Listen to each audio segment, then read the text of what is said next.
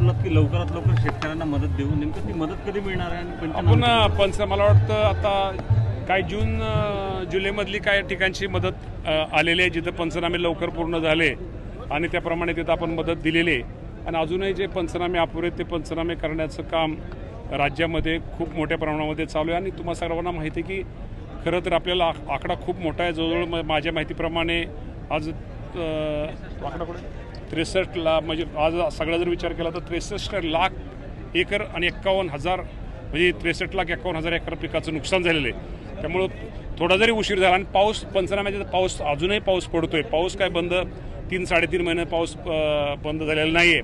पण लवकरात लवकर पाऊस बंद झाल्यानंतर आमचे महसूलचे अधिकारी, कृषी विभागाचे अधिकारी, या सगळ्या अधिकाऱ्याच्या माध्यमातून लवकरात लवकर पंचनामे आम्ही तिथं नुकसान भरपाई शेतकऱ्यांचे करतोय आणि लवकरात लवकर ते पंचनामे करून लवकरात लवकर त्यांना नुकसान भरपाई दिली जाईल.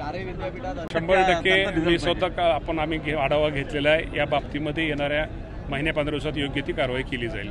सर, रविकांत दुष्कर आणि बच्चू कडू शेतकऱ्यांच्या प्रश्नांच्या संदर्भात आता तोडफोडची भाषा करतात, काय म्हणतात? शेवटी लोकशाहीमध्ये प्रत्येकाला तो अधिकार आहे.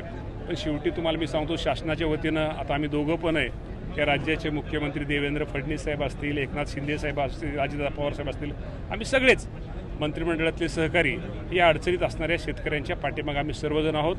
आमच्या राज्यातल्या शेतकऱ्यांसाठी कुठल्या गोष्टी करणं गरजेचं आहे. शेतकरी 100% अडचणीत आहे, त्याबद्दल दुमत नाही. या अडचणीच्या काळामध्ये शेतकऱ्याला त्याला हातभार देणं, त्याला सहकार्य करणं ही राज्य शासनाची आमची भूमिका आहे. मी आता कुठल्या भाषेकडे बोलणं, माझी भाषा अशी आहे. 2-4 मंत्र्यांना तोडवल्याशिवाय राहणार नाही असं मी इशारा दिला आहे. आता मी ऐका ना, मी ते आदरणीय, ते ज्येष्ठ आहेत आमच्या सगळ्यांपेक्षा, त्यांच्या मोठ्या माणसाबद्दल मी जास्त काय बोलू शकतो. सरकार नेहमी शेतकऱ्यांच्या बाजूने राहते. सरकारने नेहमी शेतकऱ्यांच्या हितासाठी निर्णय घेतलेले आहे आणि ही बाब त्यांना चांगल्या प्रकारे ठाऊक आहे. कधी आम्ही शेतकऱ्याला वाऱ्यावर सोडलं नाही. एकदा एखादा विकास काम थांबू, परंतु शेतकऱ्याला योग्य ती मदत करू. युरियाच्या शॉर्टेजच्या बाबतीमध्ये केंद्राकडे आमचा पाठपुरावा चालू आहे. लवकरच पॉझिटिव्ह निर्णय.